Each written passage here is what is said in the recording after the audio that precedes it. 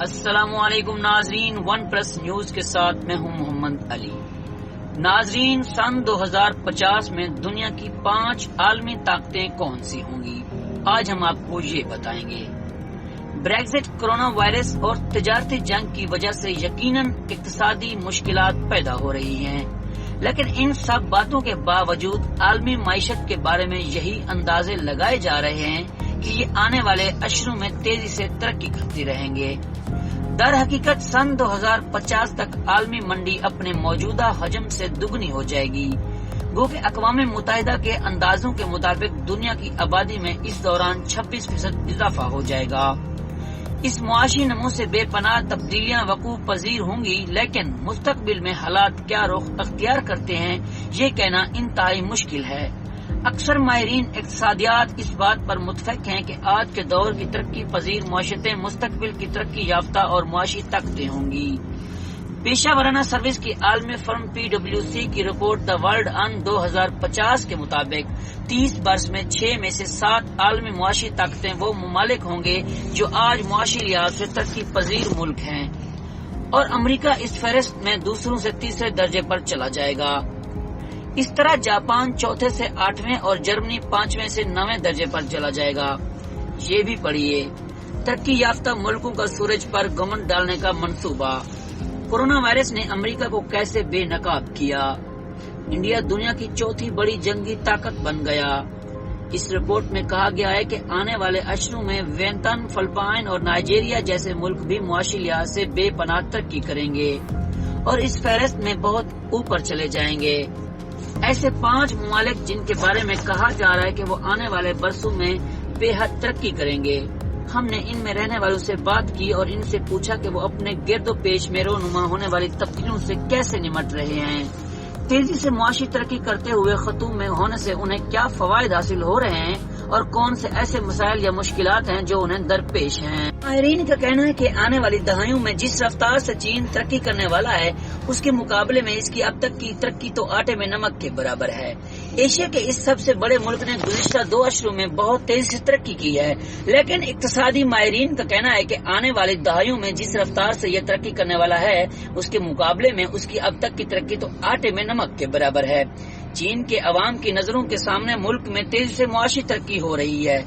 ایک چینی مصنف رون کوہل جو اب چین کے صوبے میں چوچے کے رہنے والے ہیں، ان کا کہنا ہے کہ 15 برس سے قبل جب وہ اس شہر میں آئے تھے تو اس پورے علاقے میں کھیت اور پانی کے جوہر تھے۔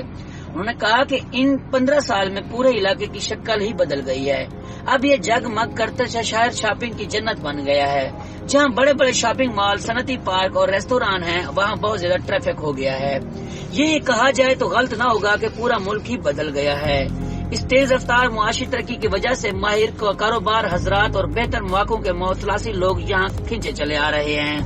چین کا سب سے بڑا شہر شنگھائی، جہاں بہت سے لوگ اپنے کاروبار کی شروعات کرتے ہیں۔ شنگھائی میں قائم فلکرم اسٹریٹجک ایڈوائزری کے بانی امریکی جان پون کا کہنا ہے کہ شنگھائی بہت کاروباری اور تجارتی ذہن والا شہر ہے۔ ان کا کہنا ہے کہ الصبح گوشت کی مارکیٹ سے لے کر شام گئے تک سڑکوں پر ٹریفک کے اشاروں پر ہارن بجاتی موٹر سائیکلوں کے اڑائی بسا اور نصف شب تک دفتروں میں کام کرنے والا ہر کوئی ایک دوڑ میں لگا ہوا ہے۔ تاہم نیو یارک شہر کے برعکس، جہاں لوگ سب کچھ چھپاتے ہیں، شنگھائی میں ہر کوئی ایک دوسرے کی بات سننے اور بہترین مشورے دینے کو تیار رہتا ہے۔ آبادی کے لحاظ سے دنیا کا دوسرا بڑا ملک ہے۔ انڈیا آنے والی 3 دہائیوں میں بہت تیز رفتار سے ترقی کرنے والے ہیں۔ اس رپورٹ کے مطابق انڈیا کی شرح نمو اوسطاً 5% رہے گی اور یوں یہ دنیا میں تیزی سے ترقی کرنے والے ممالک کی فہرست میں شامل رہے گا۔ ابھی بھی بہت سے لوگ شدید غربت کا شکار ہیں۔ انہوں نے کہا کہ آپ کو بلند و بالا عمارتوں کے درمیان کچی بستیاں نظر آئیں گی۔ توقع کی جا رہی ہے کہ سن 2050 تک انڈیا امریکہ کو پیچھے چھوڑتے ہوئے دنیا کی دوسری بڑی معیشت بن جائے گا اور دنیا کی مجموعی پیداوار میں اس کا حصہ 15% تک ہو جائے گا۔ اس معاشی ترقی کے مثبت اثرات پہلے ہی لوگوں کی زندگیوں پر ظاہر ہونا شروع ہو گئے ہیں۔ ٹاپ ٹریول نام کی کمپنی چلانے والے سوربھ جندل کا کہنا ہے کہ 20ویں صدی کے اختتام اور 21ویں صدی کی شروعات میں انہوں نے انڈیا کو بدلتے دیکھا ہے۔ انہوں نے کہا کہ اس معاشی ترقی سے لوگوں کی زندگیوں میں بہت سے تبدیلیاں آئی ہیں، شہر کی فضا میں اس کا احساس ہوتا ہے، لوگوں کے سماجی رویوں میں اور ملک میں رہنے والوں کی چال ڈھال اور رہن سہن بھی بدل گیا ہے۔ انہوں نے کہا کہ پچھلے 15 برسوں میں مثال کے طور پر T V set, mobile phone اور کاروں کے برانڈ بھی بدل گئے ہیں۔ جنرل کا کہنا تھا کہ فضائی سفر تک زیادہ رسائی ہو گئی ہے اور لوگوں کے گھر زیادہ پرتعیش ہو گئے ہیں۔ اس بہترین مسائل کو بھی جنم دیا ہے۔ سڑکوں پر گاڑیوں کی تعداد ہے اندازہ بڑھ گئی ہے، لیکن سماجی ڈھانچے میں سرمایہ کاری کم کی گئی۔ قوانین کا سختی سے نفاذ نہ ہونے کی وجہ سے آلودگی میں اضافہ ہوا ہے اور دلی جیسے نائجیریا کے لوگ بہت محنت کش ہیں، وہ بیک وقت ایک سے زیادہ چیزوں پر کام کر رہے ہوتے ہیں، جس کا مطلب ہے کہ ہر طرف کچھ نہ کچھ ہو رہا ہوتا ہے۔ نائجیریا کی حکومت کرپشن میں الجھی ہوئی ہے، لیکن لوگوں میں کاروباری رجحان ملک کی ترقی کا پہیہ چلا رہا ہے۔ عالمی کاروبار کے اعداد و شمار کے مطابق نائجیریا کے 30% افراد کا ذہن کاروباری ہے اور وہ کسی نہ کسی کاروبار کے مالک یا مینیجر ہیں، جو کہ دنیا بھر میں سب سے زیادہ ہے۔ ایک مقامی ٹی وی چینل کے مالک کولت اوتشو کا کہنا ہے کہ ہر طرف ہلچل ہے۔ نائجیریا کے لوگ بہت محنت کش ہیں، وہ بیک وقت ایک سے زیادہ چیزوں پر کام کر رہے ہوتے ہیں، جس کا مطلب ہے کہ ہر طرف کچھ نہ کچھ ہو رہا ہوتا ہے۔ ملک کے مسائل بھی جیسا کہ پبلک ٹرانسپورٹ کی کمی بھی کاروبار کا ایک موقع بن گئی ہے۔ انہوں نے کہا کہ اب نائجیریا میں ایک اوبر کی طرح موٹر سائیکل سواری فراہم کرنے والی کمپنی اور کا دست بھر ہے، جس کا اب اکثرت سے استعمال ہونے لگا ہے، جو ماضی میں اتنی قابل اعتبار نہیں تھی۔ انہوں نے کہا کہ اب بالکل اوپر کی طرح اب اس کے ڈرائیور کو ٹریک کر سکتے ہیں۔ ملک کے لوگ مستقبل کے کاروبار میں امید ہیں، لیکن انہیں حکومتی سطح پر کرپشن اور غیر ملکی سرمایہ کاری کے بارے میں پریشانی ہے۔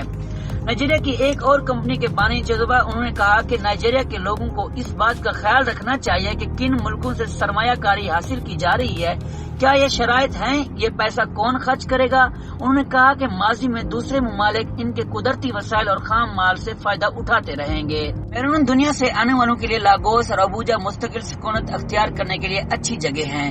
یہ دونوں بڑے شہر ہیں جہاں سکول بہت اچھے ہیں، کھانا بہت اچھا ملتا ہے اور اس کے علاوہ نائٹ لائف بہت اچھی ہے۔ انہوں نے کہا یہاں آبادی ہونے کے لیے ضروری ہے کہ اب یہاں کسی کو جانتے ہوں جس پر آپ اعتماد کر سکیں۔ یہاں غیر ملکی آسانی سے پہچانے جاتے ہیں، اس لیے وہ آسانی سے ہدف بھی بن جاتے ہیں۔ انہوں نے کہا ضروری ہے کہ احتیاط کی جائے، اپنے گرد و پیش اور لوگوں سے ہوشیار رہیں۔ جنوبی امریکہ کا یہ ملک سن 2050 تک معاشی طور پر ترقی یافتہ ملکوں کی فہرست میں جاپان، جرمنی اور روس کو پیچھے چھوڑتا ہوا 5ویں نمبر پر آ جائے گا۔ مدنی وسائل سے مالا مال اس ملک نے گزشتہ 2 دہائیوں میں بڑی تیزی سے ترقی کی ہے، لیکن اس کو بدعنوانی اور مہنگائی جیسے مسائل کا سامنا ہے۔ مدنی وسائل سے مالا مال اس ملک نے گزشتہ 2 دہائیوں میں بڑی تیزی سے ترقی کی، لیکن اس کو بدعنوانی اور مہنگائی جیسے مسائل کا سامنا ہے۔ برازیل کے شہری قیوم براسوت کا کہنا ہے کہ انہوں نے 21ویں صدی کے پہلے عشرے کے اختتام اور دوسرے عشرے کے شروع میں ملک میں معاشی ترقی کے بارے میں پایا جانے والا جوش و خروش دیکھا ہے۔ انہوں نے کہا کہ ملک میں ایک نئے ممتول طبقے جنم لیا ہے اور اس خوشحالی کے بارے میں لوگوں کے فخریہ جذبات پایا جاتا ہے۔ اس کے ساتھ ہی برازیل کے بڑے شہر رٹوئی ڈی جنرے اور ساؤ پالو بہت مہنگے ہو گئے ہیں اور لوگوں کے لیے یہاں رہنا آسان نہیں ہے۔ ان کے بقول یہ کیفیت سے انتہائی کو پہنچ چکی ہے۔ اب یہ ایسا محسوس ہونے لگا ہے کہ برازیل نے جس رفتار سے ترقی کی ہے، اس کو رفتار سے ترقی نہیں کرنی چاہیے تھی۔ انہوں نے کہا کہ اس ترقی کے ساتھ جو بندرگاہیں، ایئرپورٹ، تجارتی اور راہداریاں، سڑکیں، ریل کی پٹریاں اور پل تعمیر کیے جاتے تھے، وہی نہیں کیے گئے۔ معاشی ترقی کی وجہ سے پیدا ہونے والے مسائل کی بنا برازیل میں کئی ٹیکنالوجیز جلد اختیار کرنا پڑیں۔ بہت سے ترقی کرتے ملکوں میں اونچی شرح نمو زیادہ مہنگائی کا پیش خیمہ بنتی جا رہی ہے۔ ایک ماہر معاشرت انسان فرنڈر کا کہنا ہے کہ مہنگائی کی وجہ سے بچت کرنے والے دشواری برازیل فن ٹیک اپنانے والا پانی ملک بن گیا ہے۔